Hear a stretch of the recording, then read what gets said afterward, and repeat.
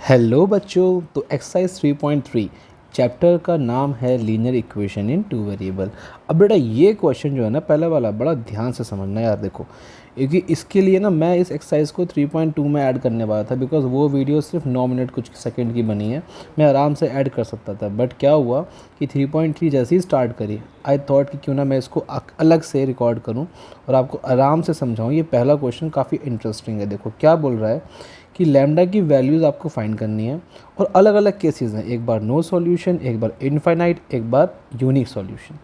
अब ध्यान से समझना है कि आपको जो इक्वेशंस दे रखी हैं बच्चे, एक है लैम्डा एक्स प्लस वाई और यहाँ है लैम्डा स्क्वायर। दूसरी इक्वेशन है X plus lambda Y equals to 1।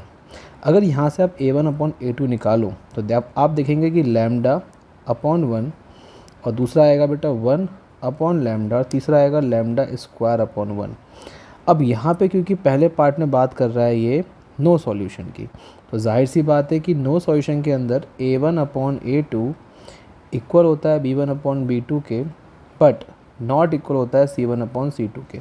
आपको लैम्डा की जगह ऐसी ही वैल्यू रखनी है जिससे कि a1 अपॉन a2 इक्वल आ जाए b1 अपॉन b2 के और c1 upon c2 not equal आ जाए। पहले देखते हैं वैल्यूज़ क्या आ रही हैं। मान लो मैंने इनको इक्वल में रखा, लैम्डा अपॉन 1 और 1 अपॉन लैम्डा। तो यहाँ से हम देखें तो यहाँ से बनेगी lambda square equals two plus 1 और स्क्वायर यहाँ पहुँच के बनेगा स्क्वायर रूट जो कि आएगा लैम्डा की वैल्यू प्लस माइनस 1। यहीं पे बेटा अगर हम पहली और लास्ट वाली टर्म को इक्वल रखें, एक लैम्डा और एक लैम्डा स्क्वायर, दोनों के अपॉन में 1, तो ये जब क्रॉस मल्टीप्लाई करेंगे बेटा तो 1 equals to lambda square upon lambda, एक लैम्डा कटेगा, लैम्डा की वैल्यू आएगी 1। मतलब बेटा लैम्डा की वैल्यू या तो आ सकती है 1 या आ सकती है -1। अब ध्यान ये लगाना है कि कौन सी लें, 1 लें या -1 लें। अब ध्यान से मेरी बात समझना। अगर मान लो बेटा मैंने 1 लिया, ठीक है, अगर मैंने 1 लिया तो इस केस को देखो ध्यान से। अगर मैंने 1 लिया तो ये लैम्डा अपॉन 1 था, 1 अपॉन लैम्डा था और ये था लैम्डा स्क्वायर अपॉन 1। अगर मैंने लैम्डा को 1 लिया, ठीक है, अगर मैंने लैम्डा को 1 लिया तो क्या मिलेगा, देखो ये मिलेगा 1 जो कि इक्वल होगा 1 के, जो कि इक्वल होगा 1 के। ये केस तो बेटा इनफाइनाइट का बन गया, ये केस बन गया इनफाइनाइट का, मतलब मैनी सॉल्यूशंस का। हमें ये वाला पार्ट नॉट इक्वल चाहिए, तो अब मैं क्या करूँगा, 1 ना लेके मैं लूँगा -1।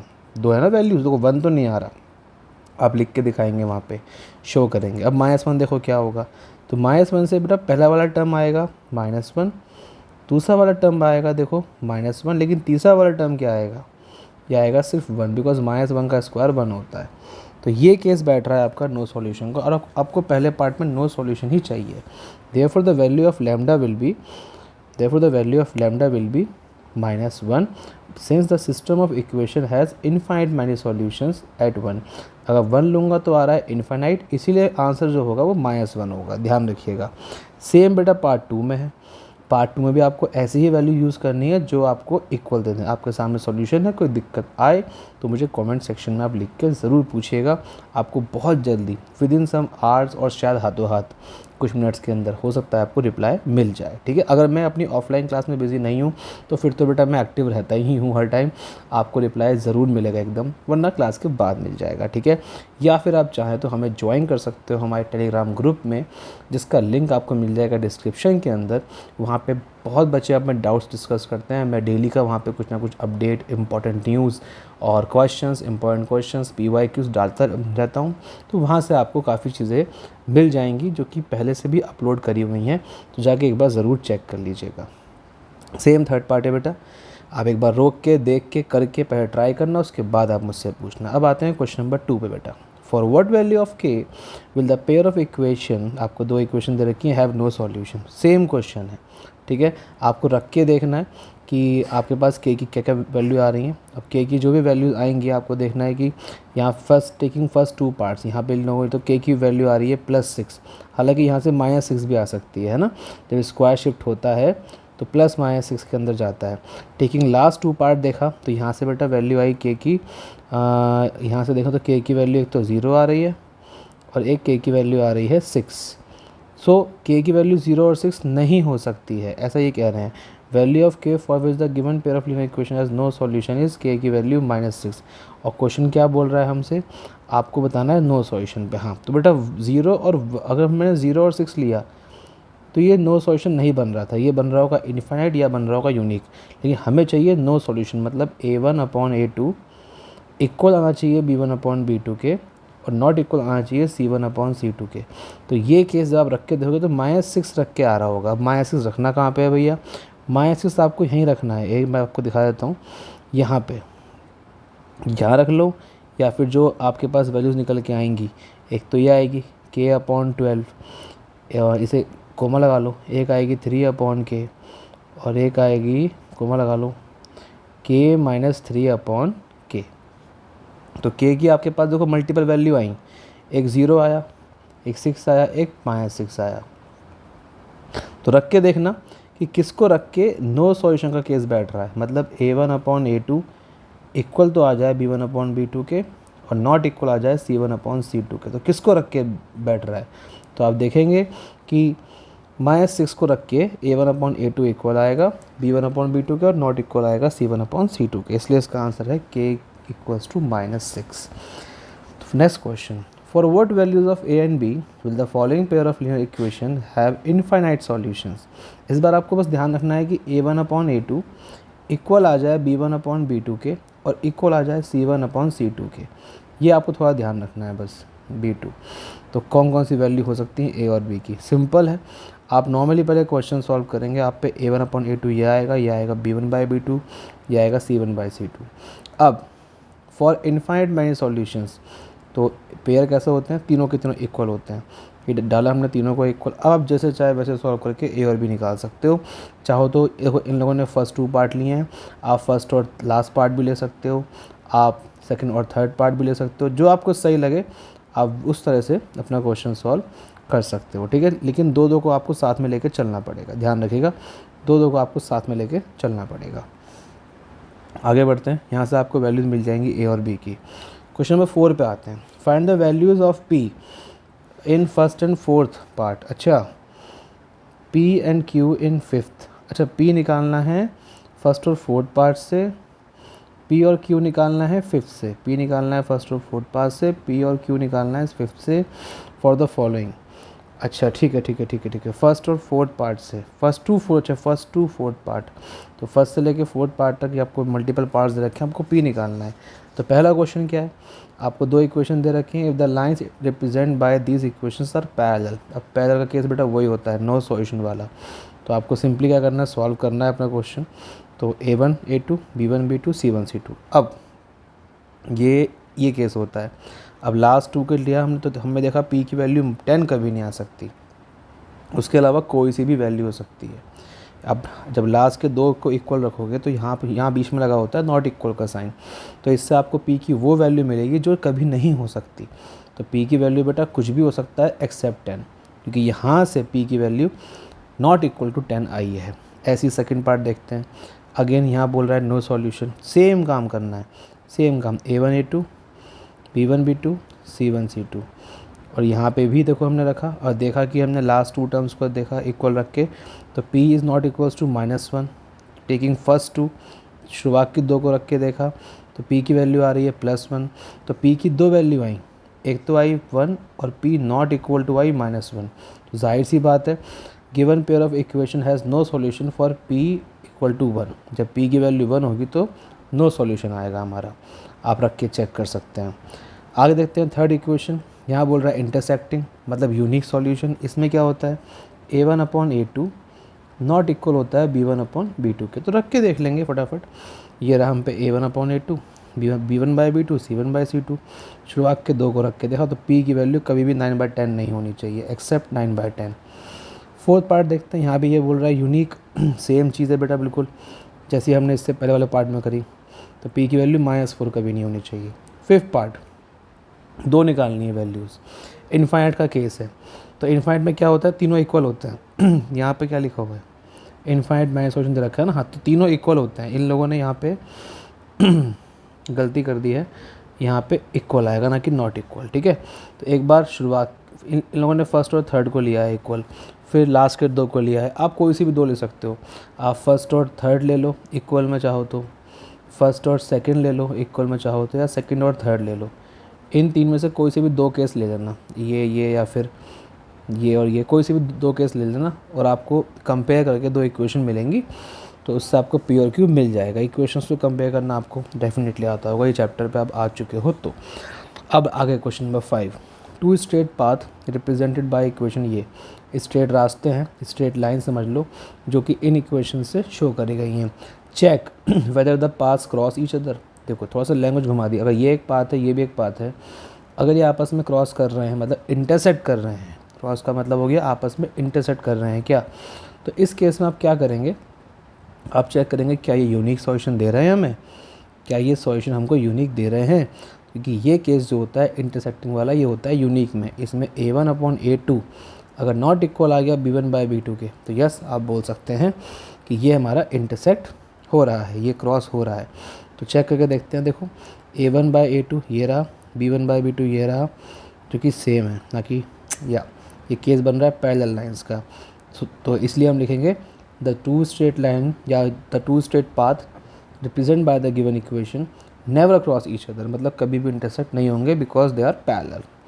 6 क्वेश्चन देखते हैं बेटा। Write a pair of linear equation which has unique solution x equals to -1 y equals to 3, how many such pair can be, like can you write. आपको दो ऐसी इक्वेशन बतानी है जिनका अच्छा एक बताना है, राइट अ पेयर, हाँ तो पेयर मतलब जोड़ा। आपको दो ऐसी इक्वेशन बतानी है जिनके बीच में यूनिक सॉल्यूशन हो जब x की वैल्यू -1 है, y की वैल्यू 3। तो देखो बेटा हमने दो इक्वेशन लेट करी, ठीक है। अब क्योंकि x -1 है और y 3 है, is a unique solution of this two equation, तो जाहिर सी बात है कि वो इन इक्वेशन को सेटिस्फाई भी करेंगे। क्या करा हमने x की जगह रखा -1, y की जगह रखा 3, तो ये आ गई पहली इक्वेशन। फिर हमने क्या करा, हमने रखा x की जगह -1, y की जगह रखा 3, ये आ गई दूसरी इक्वेशन, ठीक है। ये हैं दोनों इक्वेशन, ये पहली वाली आ गई और ये आ गई दूसरी वाली, ठीक है। अब as for the different values of A B C, मतलब A1 B1 C1 and A2 B2 C2 satisfy equation 1 and 2, therefore infinite many pair can be formed. मतलब आप A B C की जगह वैल्यूज़ रखते जाओ, आपको इक्वेशन मिलती जाएंगी, सेम वैल्यूज़ रखते रहो, आपको वैल्यूज़ मिलती जाएंगी, तो इसके इनफाइनाइट पेयर बन जाएंगे, ठीक है। क्वेश्चन में सभी बहुत सिंपल है, बहुत सिंपल।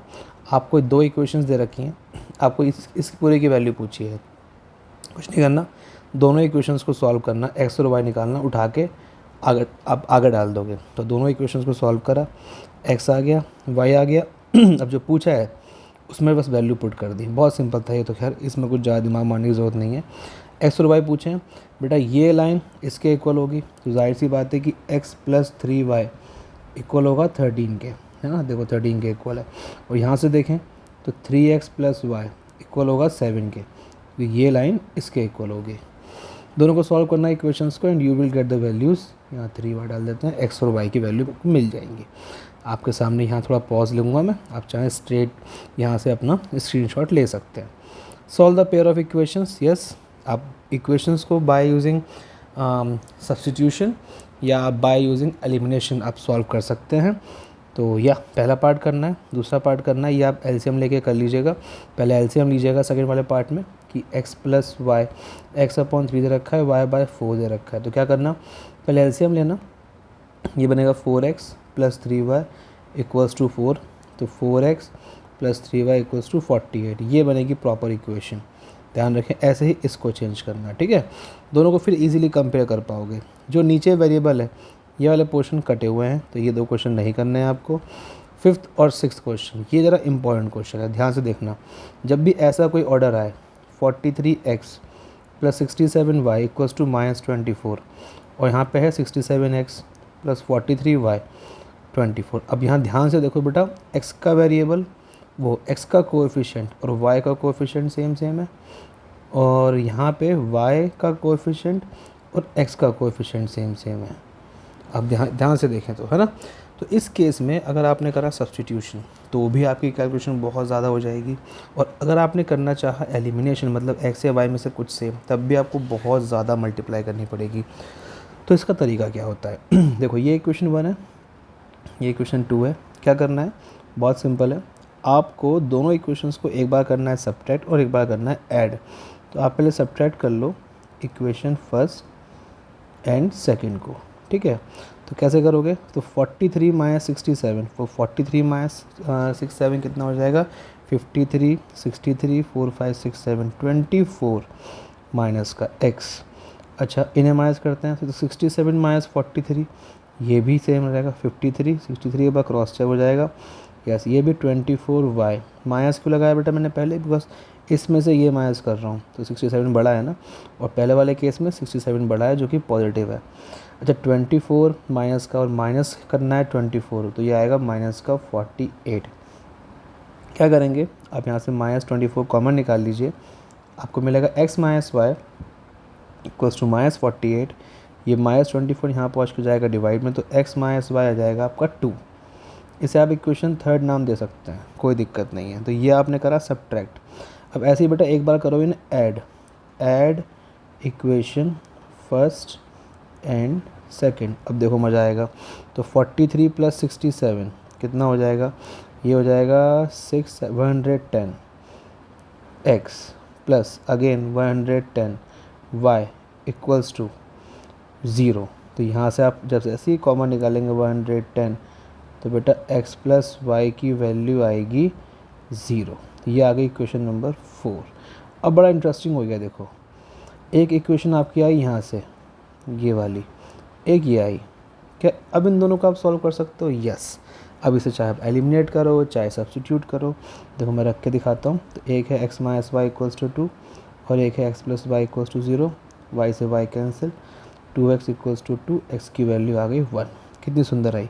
इसे उठा के आप पहली या दूसरी में डाल दो, तो y की वैल्यू आएगी -1। चेक कर लेते हैं यहाँ पे कौन सा पार्ट कर रहे हैं हम लोग, पार्ट कर रहे हैं फिफ्थ। तो फिफ्थ का आंसर चेक कर लेते हैं, third fourth fifth, yes y की -1 और x की 1। ध्यान रखिएगा, ठीक है। दोबारा एक बार चाहें तो बैक करके देख सकते हैं। 6 पार्ट भी आपका सिंपली हो जाएगा, एक बार कैलकुलेशन चेक कर लीजिएगा। कोई दिक्कत आए तो मुझे बताना, मैं अलग से रिकॉर्ड कर दूंगा, कोई इशू नहीं है। Find the solution of the pair of equation. आपको इक्वेशंस दे रखे हैं, इनके सॉल्यूशन निकालना है, उसके बाद निकालना है लैम्डा, मतलब x और y जो भी आएगा इनको सॉल्व करके उसे यहाँ रखना, x की जगह x की वैल्यू, y की जगह y की वैल्यू, और आपको लैम्डा मिल जाएगा। दोनों इक्वेशंस को सॉल्व करने के लिए आप कुछ भी यूज़ करिए। आपका x आ रहा है 340, y आ रहा है -165, ठीक है ना। तो उसके बाद बस दोनों को उठा के रख दीजिएगा एंड आपके पास आपका आंसर होगा। बिल्कुल टाइम वेस्ट नहीं करेंगे। By graphically method find whether the following pair of equations are consistent or not। तो कंसिस्टेंसी और नॉट कंसिस्टेंसी चेक करने के लिए बस सिंपल सा है, अगर आपकी इक्वेशंस यूनिक हैं या फिर आपकी इक्वेशंस इनफाइनाइट सॉल्यूशंस देती हैं, इनफाइनाइट सॉल्यूशंस, ठीक है ना। इनफाइनाइट सॉल्यूशंस मतलब जिसको हम कोइंसिडेंट लाइंस भी कहते हैं। तो अगर ऐसा कोई केस बन रहा है, मतलब लाइंस ऐसे क्रॉस हो रही हैं और लाइंस ओवरलैप हो रही हैं, तो इसको बोलते हैं हम लोग कंसिस्टेंसी। और पैरेलल हैं तो बस यही एक केस ऐसा है जहाँ पे नॉट कंसिस्टेंट होता है। यहाँ कंसिस्टेंट कभी नहीं होता, बिकॉज इस पे कभी भी हमको आंसर नहीं मिलता, सॉल्यूशन नहीं मिलता। तो बस इसमें सब में आपको A1/A2 रख के चेक करना है, सब में चेक कर लीजिएगा तो किस में कंसिस्टेंसी है किस में नहीं है, आपको बहुत इजीली मिल जाएगा। आपको ग्राफिकली करने के लिए बोल रहा है तो ग्राफिकली का भी तरीका है। क्या करेंगे आप, दोनों इक्वेशंस का ग्राफ बनाएंगे। अच्छा ग्राफ कैसे बनता है, बहुत सिंपल है ग्राफ बनाना। आप पहली इक्वेशन का जब ग्राफ बनाओगे तो क्या करोगे, पहली इक्वेशन को लिखा, जैसे पहली इक्वेशन क्या है 3x + y + 4 = 0। अब आपको क्या करना है, एक बॉक्स लेना है, x और y का कॉलम बनाना है। आप x ऐड करते रहिए, y मिलता जाएगा। x ऐड करते इसे बोलते हैं हिट एंड ट्रायल मेथड। आपने x कुछ ऐड करा, मान लो x 0 है तो y आएगा -4, x 1 लिया मान लो आपने तो 3 + 1 7 हो जाएगा, तो ये आएगा -7। ऐसे ही आप लेट करके आप 3 पॉइंट ज़रूर निकालें। ध्यान रखिएगा 3 पॉइंट निकालने का कारण है, अक्सर बुक में 2 पॉइंट होते हैं, मैं 3 पॉइंट ही कराता हूँ अपने सारे बच्चों को। उसके पीछे कारण बेटा ये है कि 3 पॉइंट से हमें एक्यूरेसी मिलती है, क्योंकि अगर हमने ग्राफ पे 2 पॉइंट प्लॉट करे और वो गलत भी हुए ना, तो 2 पॉइंट को ज्वाइन करने पे हमेशा स्ट्रेट लाइन ही आती है। तो स्ट्रेट लाइन तो इसका एक मेन कॉन्सेप्ट है कि जब भी हम लीनियर को पुट करते हैं ग्राफ पे, कोई भी ऐसी इक्वेशन जो कि लीनियर हो, तो उसका ग्राफ हमेशा एक स्ट्रेट लाइन ही होता है ना, हमेशा एक स्ट्रेट लाइन ही होता है। लेकिन अगर हमने सिर्फ 2 पॉइंट निकाले तो उनको तो बेटा ज्वाइन करके हमेशा स्ट्रेट ही मिलेगा। थर्ड पॉइंट अगर हमने निकाला और बाई चांस हमने कुछ गलती करी होगी तो आपको दिख जाएगा लाइन आगे ऐसे टेढ़ी हो रही है, तो वहाँ चेक कर सकते हो कि आपसे कुछ गलती तो नहीं हो गई। तो 3 पॉइंट से आपको ज़्यादा एक्यूरेसी मिल जाएगी, ध्यान रखिएगा, आपको ज़्यादा एक्यूरेसी मिल जाएगी। तो 3 पॉइंट निकालिए। तो दोनों इक्वेशन से ग्राफ आपके सामने है, आप पॉज करके देख सकते हैं। और यहाँ आप ध्यान से देखिए लाइन्स हो रही हैं इंटरसेक्ट, तो इसका मतलब ये कंसिस्टेंट है, ठीक है। अगर ये पैरेलल आ गई तो कंसिस्टेंट नहीं होगा। दूसरा इक्वेशन देखते हैं, आपके सामने है सिस्टम ऑफ इक्वेशन इस यहाँ दे रखा है इनकंसिस्टेंट है, क्योंकि ये लाइंस जो हैं ये पैरेलल शो कर रही हैं। इन लोगों ने इसका ग्राफ ही नहीं बनाया, आपको बता दिया, डायरेक्ट बता दिया इन लोगों ने। थर्ड पार्ट देखते हैं, देखो यहाँ पे इन एक ही सीध में है दोनों इक्वेशंस, तो ये बैठ रहा है आपका इनफाइनाइट, इसलिए इसको हम बोल देंगे कंसिस्टेंसी, ठीक है ना, ध्यान रखिएगा इस बात का। ओवरलैपिंग लाइन्स है, ये देख सकते हो आप, ओवरलैपिंग है, ठीक है ना। आगे देखते हैं 12th क्वेश्चन। ग्राफ बनाना है आपको, 2 इक्वेशंस दे रखी हैं। Write the vertices of triangle formed by this lines and the y axis, also find the area of triangle. मैं सीधा ग्राफ पे आता हूँ। तो इनको ग्राफ, जैसे आप ग्राफ बनाओगे, अब देखो यहाँ पे ट्राइंगल बहुत सारे दिख रहे हैं। आपको एक बात ध्यान रखनी है, यहाँ तो खैर इतने नहीं दिख रहे, यहाँ तो एक ही दिख रहा है। कई बार क्या होता है ना, ग्राफ कुछ ऐसा आता है कि फॉर एग्ज़ाम्पल ऐसा है कुछ कि ये भी है और हम ले लेते हैं ये भी है, ऐसे है ना। तो यहाँ पे आप ध्यान से देखो तो देखो ये एक ग्राफ एक बन रहा है ट्रायंगल ऐसे करके, और एक बेटा यहाँ देखो ट्रायंगल बन रहा है ये ऐसे करके, है ना। एक ये ऐसे, मैं इसके इंक चेंज करके दिखाता हूँ आपको। तो एक ये ऐसे बन रहा है और एक ये बन रहा है ऐसे, ये ऐसे लाए ऐसे। तो इसमें ध्यान रखना, अगर लिखा है वाई एक्सिस तो आप ये वाला ट्रायंगल यूज़ करेंगे, ये आएगा आपका वाई एक्सिस के लिए। और बेटा अगर आपका लिखा है एक्स एक्सिस तो ध्यान रखें आप ये वाला ट्रायंगल यूज़ करेंगे, ये आएगा आपका एक्स एक्सिस के लिए। बच्चे अक्सर इसमें कंफ्यूज हो जाते हैं कि हमें एक्स एक्सिस का वाई एक्सिस का मतलब क्या है। क्वेश्चन में साफ साफ लिखा हुआ है कि तो वर्टिसेस लेने हैं ट्रायंगल का जो कि वाई एक्सिस पे गिर रहा हो, तो एक ये और एक ये तो हो गए वर्टिसेस। अब इसका देखो एरिया कैसे फाइंड होता है, देखो ध्यान से। दिस इज़ 1 यूनिट, यहाँ से यहाँ तक 2 यूनिट, फिर 3 यूनिट और फिर 4। तो बेटा बेस तो हो गया मेरा 4, ठीक है। हाइट देखो, हाइट है यहाँ से यहाँ तक 1 यूनिट और ये आ गई 2 यूनिट, तो बेटा हाइट हो गई मेरे पास 2। तो एरिया का फॉर्मूला सिंपल सा वही लगाना है, मैं half into base into height, ये आ गया 4 स्क्वायर यूनिट्स। स्क्वायर यूनिट्स आगे ज़रूर लिखेंगे आप अपना आंसर चेक करने के लिए। देखो देखते हैं, यहाँ दे रखा है इन लोगों ने 8, क्यों दे रखा है भाई चेक कर लेते हैं। Half into base into height, 1 2, अच्छा यहाँ पे गैप इन लोगों ने 2 का लिया हुआ है, 0 से यहाँ तक 2 लिया हुआ है और ये 4, तो बेस 4 ना होके 8 बन जाएगा, डबल हो जाएगा। और हाइट कितनी के लिए भाई, हाइट भी एक बार ध्यान से चेक कर लेते हैं। 1 2, हाइट सही है, हाइट सही है, तो यहाँ पे करेक्शन हो जाएगा। तो एरिया कितना बन जाएगा, हाफ इंटू 8 इंटू 2, जो कि आएगा 8 स्क्वायर यूनिट्स। यस, ये आपका क्वेश्चन खत्म। 13 क्वेश्चन देखते हैं बेटा। आपको इक्वेशन लिखनी है एक, ठीक है, of a line passing through the point representing solution of pair. आपको इक्वेशन एक ऐसी लाइन की इक्वेशन बनानी है जो पास हो रही है एक ऐसे पॉइंट से जो कि रिप्रेजेंट कर रहा है सॉल्यूशन ऑफ पेयर ऑफ, जो इन दोनों का सॉल्यूशन है बेसिकली। इन दो इक्वेशंस को सॉल्व करके जो पॉइंट आएगा x, y, इससे एक लाइन पास हो रही है। इस लाइन की इक्वेशन पूछिए, तो पहले x और y सॉल्व करने पड़ेंगे। x कहाँ से आएगा और y कहाँ से आएगा, तो x और y के लिए आपको दोनों इक्वेशन सॉल्व करनी पड़ेंगी। ये वाली कैसे करेंगे, नॉर्मली जैसे करते हैं, ठीक है, ध्यान से करेंगे। तो आप देखेंगे आपको वैल्यू मिलेगी x की 1, y की भी मिलेगी। मैं थोड़ा पॉज देता हूँ यहाँ पे, लोग मैंने पॉज ले लिया, थोड़ा यहाँ मैं पॉज ले लेता हूँ, ठीक है। आप कैलकुलेशन चेक कर सकते हो अच्छे से, वरना नॉर्मली आप सॉल्व भी कर सकते हो अपने हिसाब से। So the solution of given equation is इतना। तो ये मिल गया पॉइंट जिससे हमारी लाइन पास होगी, और एक पॉइंट से कितनी भी लाइन पास हो सकती हैं, ये आप ध्यान रखिएगा। सो बस अब इसके बाद आपके पास और कुछ भी पूछा है क्या इसने, how many such lines can be find. बेटा कितनी भी फाइंड कर सकते हैं, कोई दिक्कत नहीं है। या पासिंग थ्रू इतना सारा क्वेश्चन बिलो, उसमें से कुछ दे दी हैं आपको, कुछ दे दी हैं, कोई ज़रूरत नहीं है आपको लिखने की, ये नीचे का पार्ट करने का कोई ज़रूरत नहीं है, पूछी नहीं है हमसे। 14 क्वेश्चन कटा हुआ है, ठीक है। 15 क्वेश्चन देखते हैं।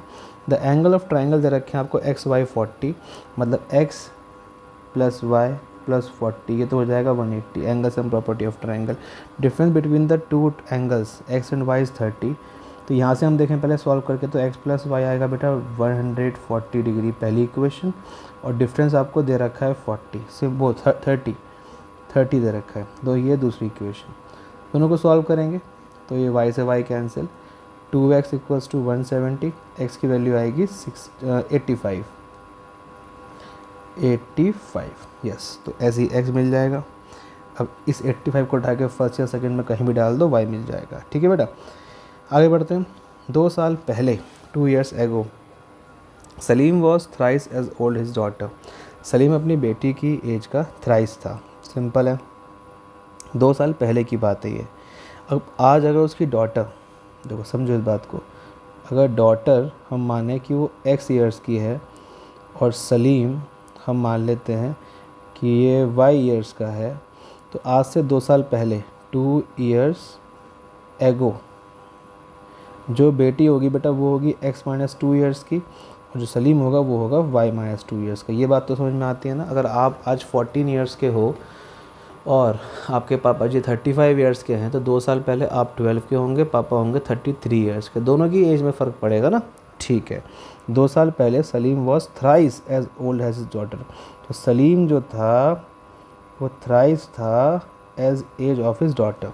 एंड 6 years लेटर, अच्छा 6 साल बाद क्या लिखा हुआ है, 6 years later he will be 4 years older than twice her age. He will be 4 years, 4 साल बड़ा है उसकी एज के ट्वाइस के। कब? 6 साल बाद। समझो, अब बेटी x थी, पापा y थे, 6 साल बाद ना, तो ये x प्लस 6, पापा y प्लस 6। तो पापा की एज 6 साल बाद जो है बेटा क्या लिखा हुआ है, फिर से पढ़ लेते हैं। He will be 4 years older than twice her age. पापा जो हैं वो 4 साल ज़्यादा बड़े हैं ट्वाइस ऑफ हर एज। ये आ गई दूसरी इक्वेशन। ठीक है, यहाँ से आपको मिलेगा पापा की एज है ना, अकॉर्डिंग टू क्वेश्चन पापा की एज जो है वो 4 साल ज़्यादा है ट्वाइस ऑफ हर एज के। आगे बढ़ते हैं। दोनों इक्वेशंस को आप सॉल्व करके एक्स को वाई निकाल सकते हो। साइड में सॉल्यूशन चल रहा है। इन लोगों ने क्या लिया है, इन लोगों ने पापा को एक्स लिया है, बेटी को वाई। मैंने थोड़ा उल्टा ले लिया, कोई दिक्कत नहीं है। जो हमने लिया वो भी सही है, जो इन्होंने लिया वो भी सही है। आप अपनी कैलकुलेशन चेक कर सकते हो, यहाँ से मैच कर सकते हो। Age of father twice, next question, the age of father is twice the sum of the ages of his 2 children. अब ये ज़रा ट्रिकी क्वेश्चन है। जो पापा की एज है वो ट्वाइस है sum of age of his 2 children, 2 बच्चों की एज के सम के। तो अगर 2 बच्चों की एज का सम जो है वो हम मान लें y और पापा की एज मान लें x, तो पापा जो हैं वो ट्वाइस हैं। तो पापा की एज जो है वो ट्वाइस है sum of the ages of his 2 childrens की। आफ्टर 2 years, वो 20 years, 20 साल बाद, his age will be equal to sum of the ages of his 2 children. अब इसमें ज़रा मज़ा आएगा। देखो, आफ्टर 20 years, पापा अगर आज x ईयर्स के हैं तो 20 years के बाद बेटा पापा होंगे x प्लस 20। लेकिन अब आगे सुनना, y क्या शो कर रहा है, y शो कर रहा है sum of the ages of 2 children. तो y जो होगा 20 साल बाद वो 20 नहीं होगा, 40 होगा। इसमें दोनों भाइयों की, दोनों बच्चों की एज 20-20 साल जुड़ेगी। ये एक टर्निंग पॉइंट है। खैर, ये तो इक्वेशन आपको यहीं से मिल गई। तो 20 साल बाद, ध्यान से देखिएगा, 20 साल बाद पापा की एज तो होगी x प्लस 20, लेकिन जो चिल्ड्रन है उनकी एज बन जाएगी y प्लस 40। बस उसके बाद आपके सामने इक्वेशंस हैं, सॉल्व करके आपको x और y मिल जाएगा। 2 नंबर्स रेशो में दे रखे हैं, 8 सब्ट्रैक्ट करा हर एक में से, रेशो ये बन गया। सिंपल है, 2 नंबर्स हैं, एक को 5x एक को 6x। अगर मैं इसमें से 8 कम कर दूँ तो ये आ रहा है 4/5। तो सिंपल है, इसे सॉल्व करना क्रॉस में और आपको x की वैल्यू मिल जाएगी। उसे उठा के आप 5 और 6 के मल्टीप्लाई कर सकते हैं। आपके सामने ये है सॉल्यूशन। ठीक है, 19 क्वेश्चन। कुछ बच्चे हैं, there are some students in the 2 examination hall, A और बी 2 हॉल में बैठे हैं।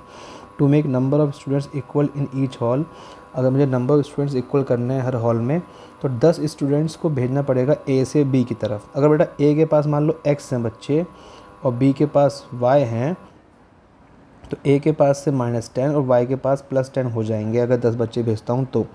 But if 20 students are sent from B to A, अगर मैं उल्टा करूँ कि 20 बच्चे भेज दूँ बी से ए में, तो नंबर ऑफ़ स्टूडेंट्स जो होंगे ए के वो डबल हो जाएंगे number of students of B के। सिंपल है इससे इक्वेशन बनाना। नंबर ऑफ़ स्टूडेंट जो है मान लेते हैं हॉल ए में x है, हॉल बी में y, जैसा कि हमने माना था। पहला केस अगर मैं 10 बच्चे भेजता हूँ हॉल ए से बी में, देखो x में 10 कम, ये हमने यही लिखा था, y में 10 बढ़ जाएंगे। अब क्वेश्चन क्या कह रहा है कि number of student in both the hall are equal, तो दोनों को हमने इक्वल डाल दिया। ये आ गई हमारे पास पहली equation, this is our first equation. Case 2 क्या है, अगर 20 बच्चे मैं शिफ्ट करें बी से ए में, तो बेटा देखो ए में बच्चे इस बार बढ़ेंगे, बी में कम हो जाएंगे। अब यहाँ ये बोल रहा है कि A in hall A becomes twice students in hall B, तो हॉल ए डबल हो जाएगा हॉल बी के बच्चों का। यहाँ से मिलेगी दूसरी इक्वेशन जो कि आई ये, दोनों को सॉल्व करके एक्स और वाई निकालना है, जो कि ये निकाल चुके हैं, ये आपके सामने है। Yes, next question, question number 20। एक शॉपकीपर ने गिव्स बुक्स ऑन रेंट, वो रेंट पे बुक्स देता है। She takes a fix charge for first 2 days, शुरुआत के 2 दिन का चार्ज तो फिक्स है जो कि हमने एक्स मान लिया। अब जो एडिशनल चार्ज है फॉर ईच डे, मतलब उसके बाद जितने भी दिन होंगे हर दिन के हिसाब से वो अलग से होगा, तो additional charge for each day thereafter, ठीक है। अब लतिका पेड 22 रुपये उसने पे करे एक बुक के लिए जो कि उसने ली 6 डेज़ तक। अब सोचने वाली बात है, 6 डेज़ में बेटा जो फिक्स चार्ज है शुरुआत के 2 दिन का, वो तो फिक्स ही रहेगा जो कि होगा x, और बाकी के 4 दिन का अगर हम जोड़ें तो कुल मिला के उसने 22 रुपये पे करे, और आनंद ने पे करे 16 रुपये to keep the book for 4 days. Simple है, कोई दिक्कत नहीं है। तो एडिशनल चार्ज पर डे जो है वो हमने मान लिया y, मतलब शुरुआत के 2 दिन, अगर हम 2 डेज़ की बात करें अगर हम 2 डेज़ की बात करें तो आपको चार्ज देने हैं x। उसके बाद ईच डे, अगर मैं पहला केस देखूं तो 6 डेज़ काम हुआ, तो 2 डेज़ प्लस 4 डेज़, अगर मैं ईच डे का खर्चा मानूँ उसके बाद का y, तो ये हो गया 4y, है ना। हर एक दिन का खर्चा y है, यहाँ y लिखा हुआ है देखो, तो 4 दिन का हो गया 4y। यहाँ से अगर देखें हम कॉस्ट बैठी x plus 4y equals to 22, जो कि पे करे लतिका ने। अब बात करते हैं आनंद की, तो आनंद ने बेटा पे करे 16 रुपये, शुरुआत के 2 दिन तो फिक्स हो गए। अब बाद में उसने बुक ली थी 4 दिन के लिए, तो 2 दिन तो फिक्स हो गए x, बचे 2 दिन तो 2y, इसने पे करे 16 रुपये। दोनों इक्वेशन बन चुकी हैं, आप सॉल्व कर सकते हैं, चेक कर लेते हैं। x plus 4y x plus 2y 16, बिल्कुल सही है। आगे आते हैं, in a competitive exam 1 mark is award for each correct answer, सही आंसर दोगे तो 1 मार्क मिलेगा, और हाफ मार्क कटेंगे हर गलत आंसर के लिए। जयवंती ने आंसर करे 120 क्वेश्चन, उसको मिले 90 नंबर, तो how many question did she answer correctly, तो नंबर ऑफ़ अटैम्प्ट जो कि सही हुए हैं वो x मान लिए, और नंबर ऑफ़ क्वेश्चन जो थे बेसिकली वो जिनके आंसर दिए हैं, नंबर ऑफ़ क्वेश्चन वो 120 थे। अगर सही वाले x हैं, 120 कर रहे हैं, तो गलत वाले कितने होंगे खुद समझो। अगर आपके सामने 120 क्वेश्चन है बेटा, मेरी बात ध्यान से सुनो और इमेजिन करो। अब 120 में से बेटा मान लो आपके 100 सही हैं, तो गलत कितने होंगे 20। क्या करा, 120 में से 120 में से आपने 100 को माइनस कर दिया। सेम हमने यहाँ करा है कि रॉन्ग निकालने के लिए, जो रॉन्ग अटैम्प्ट हुए, जो गलत हो गए, वो निकालने के लिए हमने टोटल जो क्वेश्चंस थे उसमें से हमने सही वालों को माइनस कर दिया। आगे क्या लिखा हुआ है, जो अवार्ड मिला है वो सही आंसर पे मिला है 1 नंबर, मतलब 1 नंबर मिला है हमें सही आंसर पे।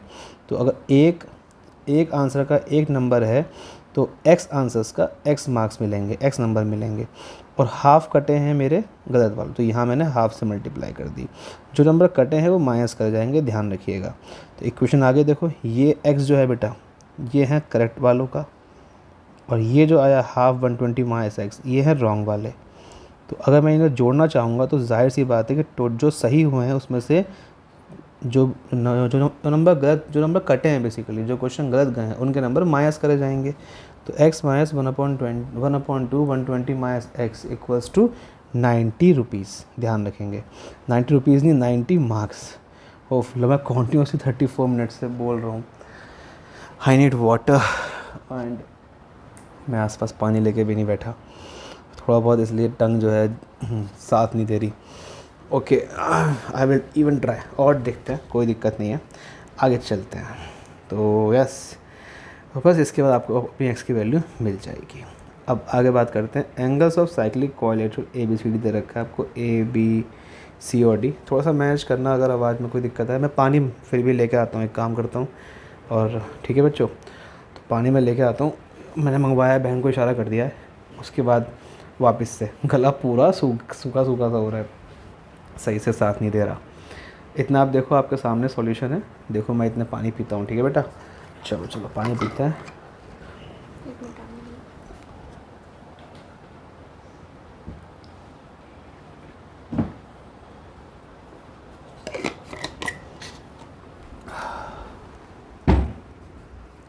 यस, तो सिस्टर से पानी मंगवाया था, पी लिया है। Okay, back to work. तो एंगल्स दे रखे हैं साइक्लिक क्वाड्रिलेटरल के। एंगल ए है हमारे पास, एंगल बी है बेटा हमारे पास, एंगल सी है और एंगल डी भी है। साइक्लिक क्वाड्रिलेटरल क्या होता है?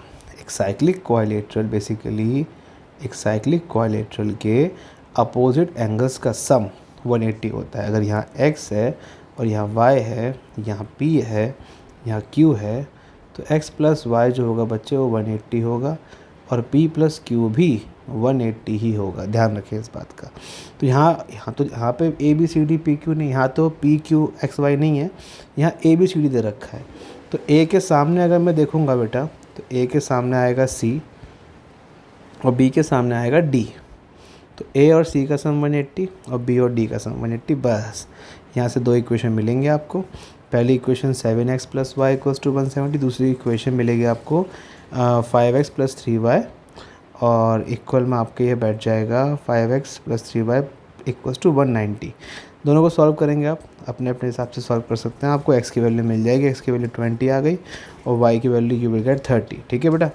अब क्या है, इन सबको आप x और y को रखिएगा। x और y को कहाँ रखेंगे? x और y को रखेंगे आप इन एंगल्स के अंदर दे रखे हैं। तो आपको एंगल A मिल जाएगा, B मिल जाएगा, C मिल जाएगा और एंगल D भी आपको ऐसे ही करके मिल जाएगा। नीचे आप देख सकते हो angle A, angle B, angle C, angle D। आगे बढ़ते हैं। ओके, 3.4 एक्सरसाइज, इसे हम लेंगे अलग वीडियो के अंदर और ये वीडियो ऑलरेडी बहुत बड़ी हो चुकी है। तो अगर आपने इतना तक देखा है, पूरा टाइम निकाल के 37 अच्छे से पढ़ाई करी है मिनट, आप क्वेश्चंस हाथों हाथ सॉल्व करा करो। थोड़ा पॉज लिया करो, वीडियो को रोक के पूरा क्वेश्चन करके फिर आगे कंटिन्यू करा करो। 1 घंटे में अगर आप एक पूरी एक्सरसाइज कर रहे हो एग्जाम्पलर की, जो कि 0.3 है, एक अच्छा लेवल है, अच्छे क्वेश्चंस होते हैं ऐसे 0.3 0.4 के अंदर, तो बहुत बढ़िया है। 1 घंटा नहीं, 1.25 घंटा, आप 1 घंटा लग जाएगा कि मुझे 37 मिनट लगे हैं, तो आपको 1 घंटा लग जाएगा हाथों हाथ सॉल्व करने में। तो इट्स वर्थफुल, ठीक है ना। तो बस इतनी सी बात थी। Thank you so much for watching this video. अगर आपने यहाँ तक देखी है, बस अगर आप नए हैं तो हमारा ग्रुप ज़रूर ज्वाइन कर लीजिएगा, जो कि आपके लिए ही बना है फ्री ऑफ कॉस्ट। वहाँ पे बेस्ट स्टडी मटेरियल आता है। मेरी पूरा 9 साल का एक्सपीरियंस मैंने वहाँ झोंक दिया है और बहुत जल्दी मैं लाइव लेक्चर्स वगैरह भी स्टार्ट करूँगा। सारी अपडेट्स आपको मिलती रहेंगी। बस टच में रहिएगा, अपना सपोर्ट दिखाते रहिएगा। 2023-24 हमारा है और उसे हम मिल के फोड़ेंगे। Thank you so much, bye bye, take care.